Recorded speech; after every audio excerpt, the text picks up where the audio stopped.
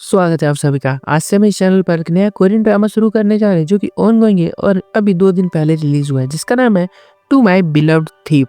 कहानी की शुरुआत कोरिया के उस समय को दिखाती है जब लाइफ बहुत ही सिंपल थी, लोग बहुत ही सिंपल थे। किंगडम में आजकल एक अनाज चोर की चर्चा बहुत हो रही होती है और रात को आता है और अनाज चोरी करके लेकर चला जाता है। लोगों का दावा है कि उसे देखा है, पर कोई बता नहीं पाता कि वो लड़का है कि लड़की है क्योंकि उसके कपड़े थोड़े अजीब होते हैं। वहीं पर हमारी हीरोइन यूनजू को हम देखते हैं। ये एक लोकल डॉक्टर होती है, ऑलमोस्ट सभी बीमारियों का इलाज कर लेती है और एक छोटा-सा दवाखाना में काम करती है। सबका कहना है कि चोर गरीब और अच्छे लोग नहीं बल्कि करप्ट लोगों के घर से चोरी करता है। कुछ लोगों का मानना है कि वो अच्छा है, पर यूनजू उस चोर को बिल्कुल भी सपोर्ट नहीं करती है। चोर का नाम सुनने में आया है कि गिल्डोंग है। दूसरी तरफ पुलिस स्टेशन में हम गिल्डोंग से परेशान पुलिस को देख सकते हैं। डिटेक्टिव बोक होते बहुत परेशान, उसको पकड़ना चाहते। तभी यहाँ पर क्राउन प्रिंस आ गए होते। प्रिंस का कहना है कि बोक तुमने मुझसे बिना परमिशन लिए इस केस को कैसे शुरू कर दिया? आखिर मामला क्या है? बोक ने कहा कि आप चलकर खुद ही देख लो और फिर हम एक स्टोरेज रूम को देखते हैं जहाँ पर अनाज रखा जाता है, जहाँ पर हाल ही में चोरी हुई है। वहीं पर एक फोटो भी मिली होती है जिस पर प्लेट की फोटो बनी है और ये चोर छोड़ कर गया होता है। प्रिंस बोलते हैं कि चेक करो अच्छे से और देखने से पता चलता है कि अनाज बस थोड़ा-सा चुराया गया है, जिससे लोग नोटिस नहीं करेंगे। स्टोरेज का मालिक रिपोर्ट भी नहीं करवा रहा था ये सोच के कि इतने थोड़े से अनाज के लिए क्या ही रिपोर्ट करवाऊँ। प्रिंस का कहना है कि जितनी जगह चोरी हुई है, जहाँ-जहाँ से हुई है, वहाँ-वहाँ की फ़ोटो लेकर आओ और यहाँ पर हम देख सकते हैं बोर्ड पर बहुत सी फ़ोटोज़ लगाई होती है। प्रिंस ने कहा कि गिल्डोंग ये बस फ़ेमस होने के लिए कर रहा है, अगर चोरी करनी होती तो ज़्यादा अनाज चुरा कर ले जाता ना। किंगडम में लोग र्यूमर्स फैला रहे हैं उसके बारे में कि वो बहुत महान है, अच्छे काम कर रहा है। जल्दी से जल्दी र्यूमर्स फैलाने वाले को पहले यहाँ पर पकड़ कर लाओ। अगले सीन में हम क्वीन से मिलते हैं जो कि प्रिंस को डांट कर उठा रही हो और दासी से बोलती है कि मेरे भाई के पास जल्दी खबर पहुंचा दो। प्रिंस के लिए लड़की खोज ली गई है और उनकी जल्दी ही शादी करवानी है हमें। और वहीं पर एक राजमहल की दासी एक लेटर छुपा रही होती। दूसरी दासी उस लेटर को उठाकर किंग को दे देती है। हाँ, ये किंग होते हैं, बड़े भैया होते हैं प्रिंस के, ये किंग ली, जो कि अपनी कोंकोबाइन के साथ जिंदगी के सुख भोग रहे होते हैं। इनका मंत्री आज बता रहा होता है कि इन्होंने प्रिंस के लिए चीफ इंस्पेक्टर की बेटी को पसंद किया है। मंत्री की बात कर लूं तो इनका भी एक बेटा है जिसकी शादी ये जो लेडी खड़ी है ना, इसकी भतीजी से होने वाली है। अब देखो स्टोरी ना कंफ्यूजिंग ना हो इसलिए मैं नाम कम लूंगा लेकिन तुम्हें समझाऊंगा बहुत अच्छे से। अब ये जो मंत्री है वो रॉयल फैमिली में इसलिए शादी करना चाहते हैं ताकि किंगडम में इनकी पहुंच बढ़ जाए, इनका ओहदा ऊपर हो जाए। इतने में किंग के रूम से आवाजें आने लग गई होती है जो कोंकोबाइन के साथ प्यार कर रहे होते हैं। अब ये बात इस लेडी को बिल्कुल पसंद नहीं आती है सुनकर। यहाँ हम इस लेडी की भतीजी को भी देख सकते हैं, इसका नाम हेरिम होता है। बहुत ही प्यारी लड़की है और आज अपने होने वाले पति से मिलने के लिए लाइब्रेरी में आई होती है और जैसे ही नजर पड़ती है ना, हाँ ये जी होता है जिससे इसकी शादी होने वाली है, मंत्री का छोटा बेटा। इसका रिश्ता तय हुआ है इसके साथ। ये अपनी कोंकोबाइन के साथ बैठकर न्यूड्स फोटो बना रहा होता है। बेचारी हेरिम तो घबरा गई होती है सब देखकर क्योंकि बहुत ही इनोसेंट और शर्मीली लड़की होती है और हारिम गिरने से बचती है। तभी जी आकर इसको पकड़ लेता है और बताता है कि हमारी शादी होने वाली है। हारिम ये सुनकर थोड़ा शॉक हो जाती है क्योंकि ये तो देख ही चुकी है कि आखिरकार ये कर क्या रहे हैं और हमें यहाँ पर पक्का हो जाता है कि हेरिम को यहाँ पर जी से मिलने के लिए इसकी फैमिली ने ही भेजा था। अब जी बोलता है कि तुम दोनों मेरी वाइफ हो, चलो हम साथ में शराब पीते हैं और फिर मस्ती करेंगे वैसी वाली। हेरिम साफ साफ मना करके यहाँ से भाग गई होती है। यहाँ पर यूनजू हॉस्पिटल से घर आई होती है। छोटा सा घर होता है इसका, काफी गरीब फैमिली से आती है और इसके बड़े भाई डेल को हम देखते हैं जिसको डांटने लग गया, ये हॉस्पिटल में पहनने वाले गंदे कपड़े तुम घर में पहनकर मत घुमा करो। फिर यूनजू अपनी मोम को खोजने लगी। मोम तो नदी किनारे कपड़े धोने आई होती। यूनजी फिर कपड़े छीन कर खुद धोने लग गई होती है और कहती है क्या हुआ, भैया के कपड़े गंदे कैसे हुए, क्या वो किसी लड़की के साथ गए थे क्या? मोम बोलती है अरे ऐसा नहीं बोलते। वहीं पर हम यूनजू के डैड को भी देख सकते हैं जो कि शांत इंसान है काफी, और यूनजू को अपने साथ बुलाते हैं और इसको न्यू कपड़े और जूते दे रहे होते हैं। इन कपड़ों की बात कर लूँ तो ये एक ऐसे मटेरियल से बनाया जाता था जिसके बारे में मुझे ज़्यादा पता नहीं, लेकिन उस टाइम पर महंगा और अच्छा माना जाता था इसको। डैड बोलते हैं मैंने तुम्हारे लिए चीफ इंस्पेक्टर के बड़े बेटे सियोंग जी को चुना है। और जल्दी ही शादी होगी उससे तुम्हारी। यूनजू ने साफ बोल दिया होता है कि शादी नहीं करनी मुझे, मैं कुँवारी रहकर अपने माँ-बाप की सेवा करना चाहती हूँ। डैड बोलते हैं, देखो अपने कैसे फटे हुए कपड़े पहने हैं तुमने, कब तक ऐसे गरीबी में जियोगी, इतनी मेहनत करती हो, चुपचाप से शादी कर लो और एक अच्छी और शांत लाइफ जियो। क्योंकि चीफ इंस्पेक्टर की फैमिली इस किंगडम की बहुत ही अमीर फैमिली में से आती है। यहाँ पर प्रिंस क्वीन के साथ होते हैं, क्वीन बता रही होती हैं कि देखो हमने तुम्हारे लिए रिश्ता देख लिया। प्रिंस बोलते हैं ओके ठीक है, पर मुझे पहले उस लड़की से मिलना है जिससे मेरी शादी है। और फिर प्रिंस को परमिशन मिलती है और ये चीफ इंस्पेक्टर के घर पर आए होते हैं। चीफ इंस्पेक्टर बोलते हैं कि गिल्डोन का केस कहाँ तक पहुँचा? क्या वो पकड़ा गया है? क्या वो चोर मिला तुम लोगों को? प्रिंस बताते हैं कि नहीं, पर जल्दी पता चल जाएगा। फिर इनकी बेटी आती है, ये भी बहुत इनोसेंट होती है। प्रिंस बोलते हैं कि देखो, मान लो हमारी शादी हो जाती है और फिर हमें एक बच्चा होगा और उस बच्चे को किसी ने ज़हर दे दिया, तो तुम्हें भी मार दिया जाएगा। इंस्पेक्टर बोलते हैं, क्या बक रहे हो ये तुम? प्रिंस बोलते हैं, आपको तो पता ही है, आपने तो ऐसे काम बहुत देखे हैं और आपने ही तो मेरी मॉम के साथ। खैर फिर यहाँ से उठकर चला जाता है। मार्केट में आ गया होता है और अपने बॉडीगार्ड के साथ है, डेचुल होता है इसका बॉडीगार्ड। बोल रहा होता है कि अच्छी लड़की थी पर आपने शादी के लिए मना क्यों कर दिया? प्रिंस फिर हमें एक पास्ट का सीन बताते हैं, जहाँ से हम देख सकते हैं कि इनका स्टेप ब्रदर इनके पास भागता-भागता आया था और भैया-भैया कर रहा था।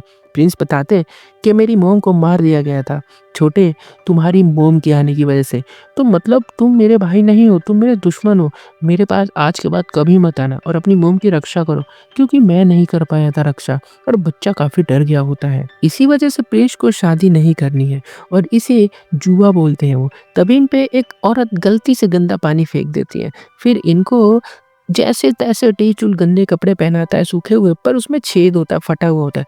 प्रिंस इसको डाँटने लग गए और जल्दी से कहते हैं, राजमहल जाकर मेरे लिए कपड़े लेकर आओ। यहाँ पर यून जो ट्रीटमेंट कर रही होती है एक रॉयल फैमिली की, पता है किसकी?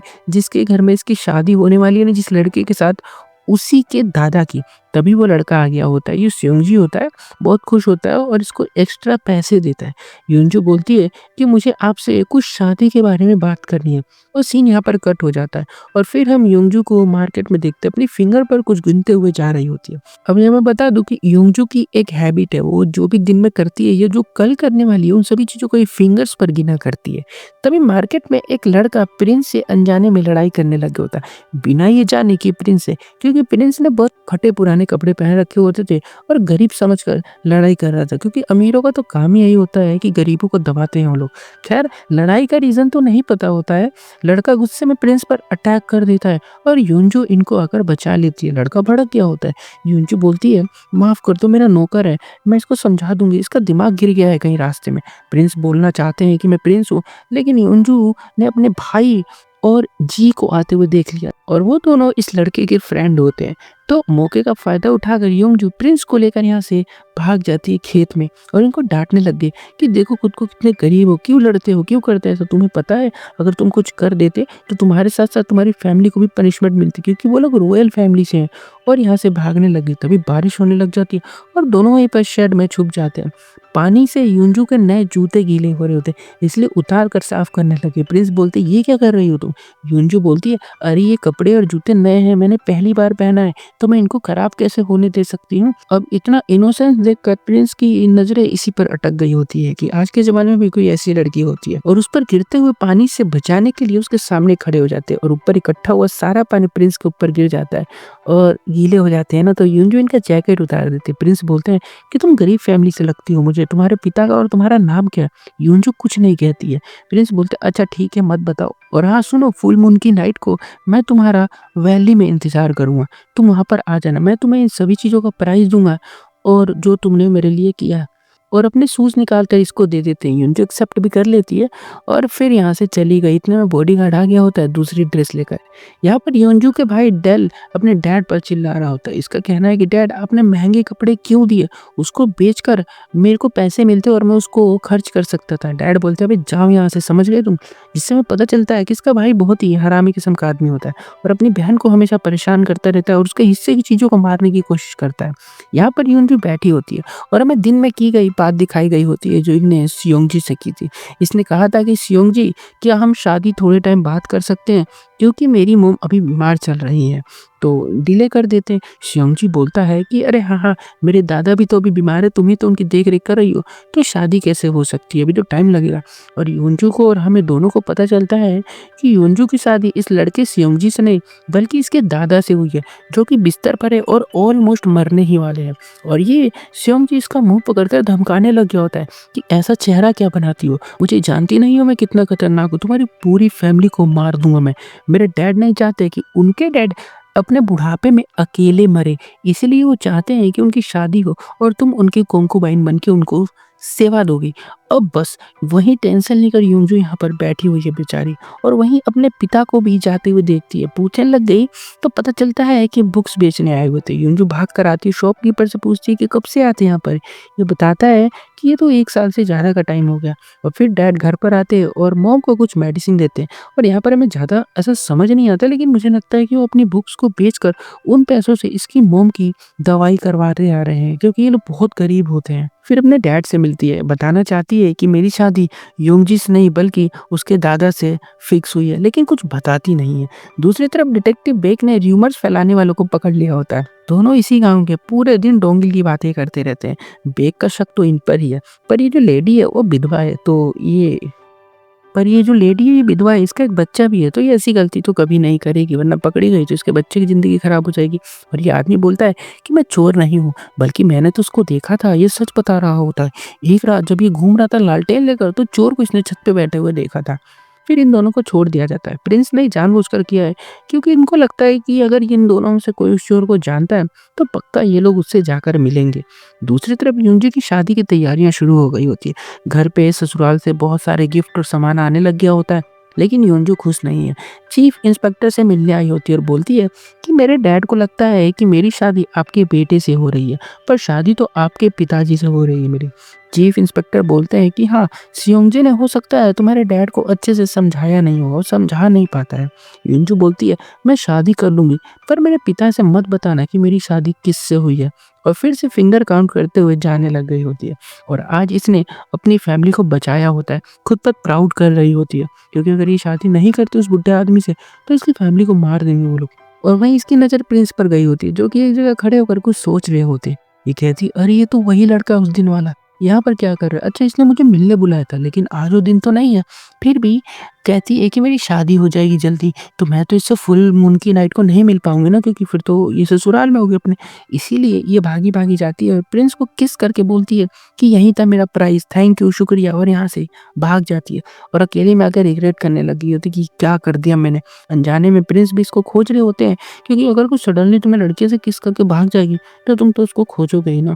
पर यूंजू भागी भागी अपने घर आती है और अपने बेड को खोलती है और उसके नीचे से एक ड्रेस निकालती है और पहनकर भागने लग गई होती है छतों के ऊपर। और हमें यहाँ पर पता चलता है कि वो चोर और कोई नहीं, बल्कि यही है जो कि मास्क पहनकर रात को चोरियां करती है। लेकिन क्यों करती है और ये मतलब इसके पीछे इसका मोटिव क्या है, ये हमें यहाँ पर नहीं बताया गया होता। इधर एपिसोड 1 खत्म हो जाता है। एपिसोड 2 के लिए चैनल को सब्सक्राइब कर दो, वीडियो को भी लाइक कर दो, और अगर बाद में देख रहे हो तो हो सकता है चैनल पर मिल जाएगा, तो वहाँ पे जाके देख सकते हो। मिलता है उसके साथ, तब तक के लिए बाय।